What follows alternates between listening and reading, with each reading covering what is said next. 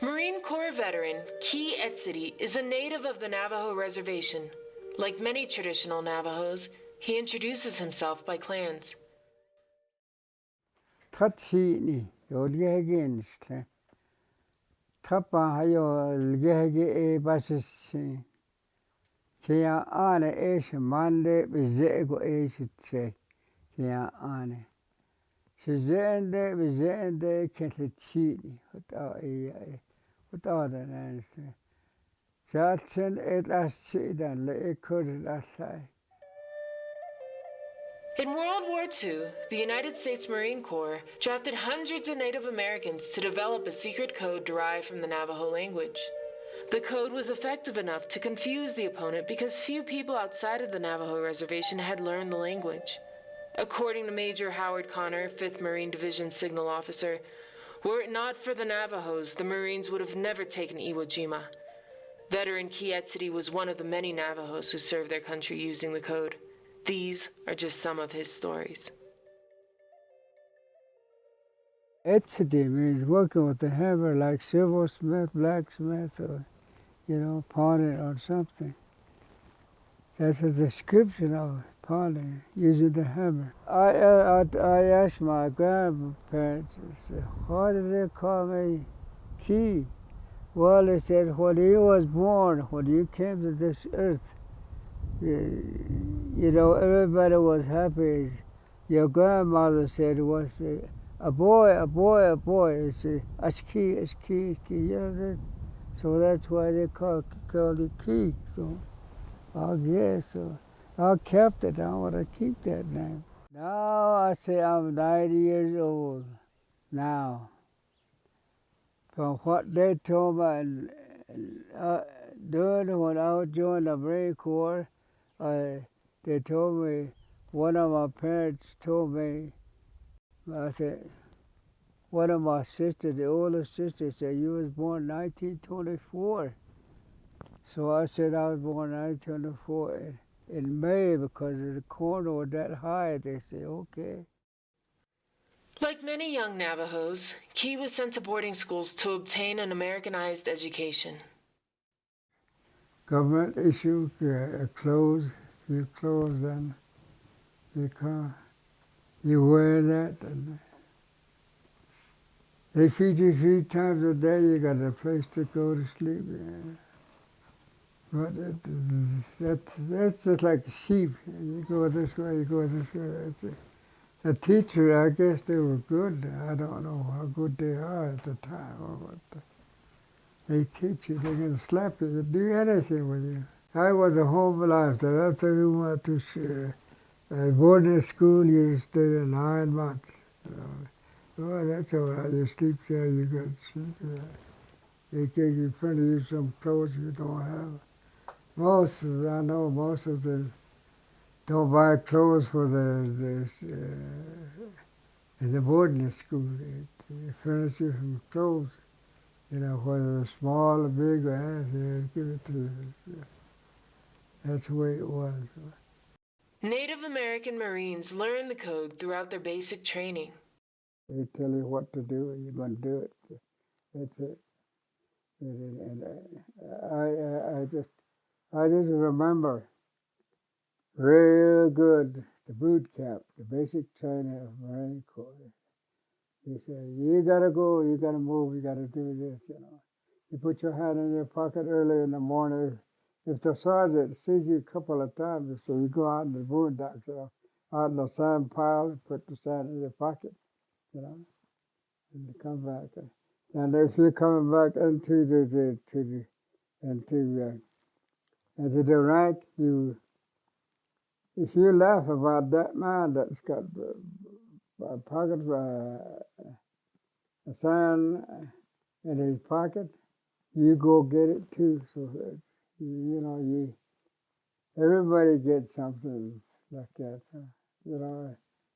Early in the morning, it gets cold in San Diego out on the boot camp, so you don't put your hand. They tell you to get your hand out of your pocket. You're a Marine. This will be tough. You just have to go along with what the white men say.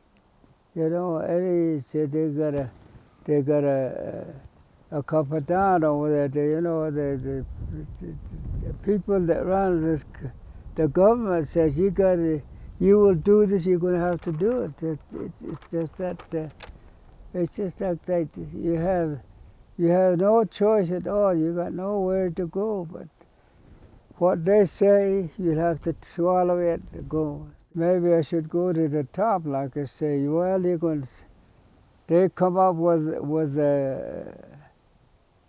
something like A, B, C, alphabet, A, B, C. They told her, well, A, you got 3 words that you're going to have to remember. Put it up here, because they got no dictionary. It's not written, so you have to put it inside of there. And you have to remember that you memorize 3 words for A. Just like if you say A, like Willachi ants, Every all Navajos understand that, I guess. So if you say ants in a Navajo, you put an A down. That's it, the first letter. Then you say apple, the first letter A. And the X, then it. Yeah, that's it. So that's what you got to study. You got to memorize this. Practice every day. You are going to have a good pronunciation in Navajo word. That's the main thing. Because if you mumble or something like that, they won't. The message got to be pure. It's got to be, the receiver's going to have to receive it real clear. Like you say, Willa Chi. If you say Willa, if you got a stutter like that, they won't take you. They brought the court talker to the office or wherever they sent the message. That took only less than 3 minutes to correct the whole thing. But on the English side, it took 13 minutes to correct it. That's what they told us. But nobody understands that the smartest people in the world, Japanese, they didn't get it. They didn't break that code. We fooled everybody, I guess. Key served as a code talker in the South Pacific for just over 2 years. It rains about every other day. It rains a lot on those islands. Yeah. They got what they call a quicksand. You walk around and shoot and go down there. You get a lot of crocodiles. There's, alligators right out in the flat. They warm themselves up. They got all kinds of animals, like, I don't know, in the jungle, I guess. You can see monkeys up in the tree. You get a lot of bugs, different kinds, small, big, all kinds. They were coming to birds, so they holler all night long. Especially when the shooting goes on, all the birds start singing. I'm the only one with a short sleeve in that picture. Why that is that we came back off the front line this way because I was carrying the radio like this. On the side there was a heavy thing, and all those things they tore your sleeve down like this and all flips like that. And the officer came to me and said, you better do something about that sleeve because they're looking for something to move. So that's why they tore that. I'm the only one in the picture that he had. I'm the only one that had a short sleeve. But those guys on the other side, the enemy gets on your frequency in your radio, they cut you, boy. Some of them talk good English, right? Some of those guys come up and say, you guys talk like a chicken without a head or something like that. They talk good English, some of them. They tell you in the radio, you go to hell, Marine. Say, we don't know where it is. You're not supposed to be talking back to them. They're very strict about that. But sometimes we do. You go to hell first, or something like that, a switch on. Key felt many emotions throughout the war. I don't want to die. I don't want no part of this war. So that's just like I said before. You know what? A lot of people say I wasn't scared at all. Oh, shit, you never been there. You never been shot at. You're not scared. It's just like having a nightmare. If you get a nightmare, you get scared. You know, when you get scared when you get a nightmare, you're going to remember that nightmare.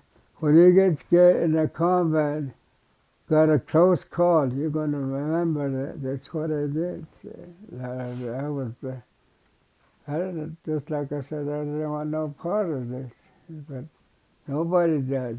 You know, they want to get home. They want to be home. That's the way it goes. That's the way I feel at the time, all that time. So I'm here today, and I'm glad I'm here today. Well, they told us not to talk to anybody about using the code words, the one that you learn, that you use in the service, transmit in the war. Said, don't say that exhibit here. It's good. I didn't know what war was or anything like that, and I didn't even know he went to war, and I had no idea until probably I was 15 years old or something like that, just getting into high school. They started seeing a picture of my dad at a museum, and that's when I started asking him where was this at, and he started telling me all kinds of stuff, and that's how I found out the code talker.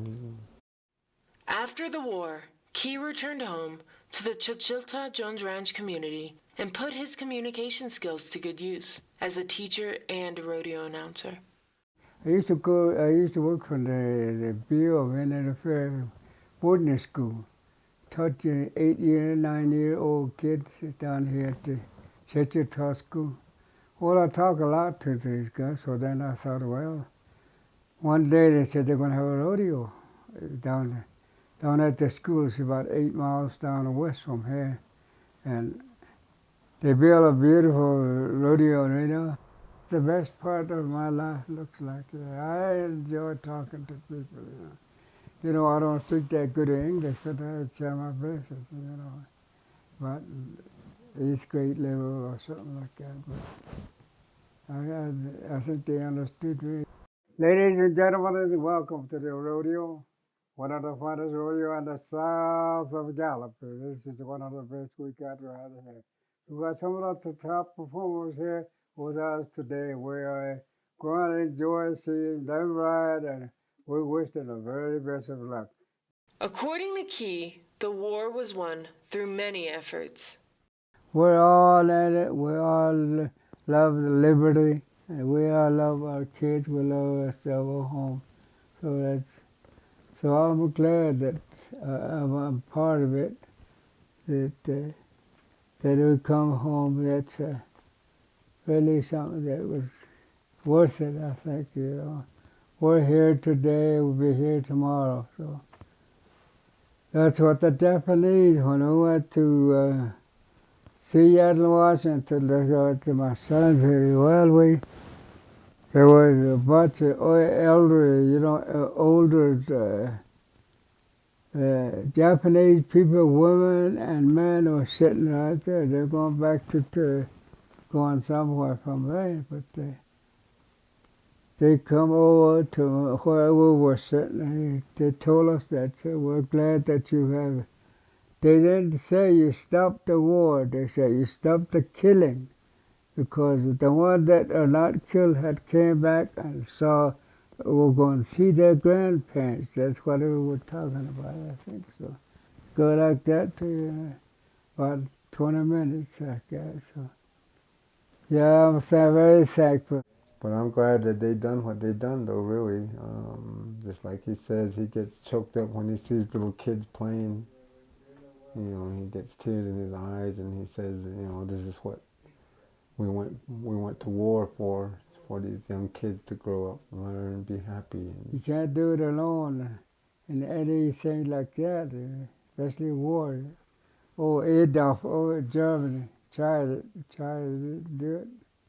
So that's what I'm glad that I had contributed something for the people, so everybody can see their grandparents. You know. So you can go to school, see the ball game, see your kids play. Sometimes I cry like a little child, thinking of that thing. Those guys came back. We all did. We all helped. So that's not only us. We done something a little bit helping in the war. Shorten that war a little bit. Make a lot of people come home. Just like I said, see your grandkids play ball or something like that. I'm glad I have done that. So.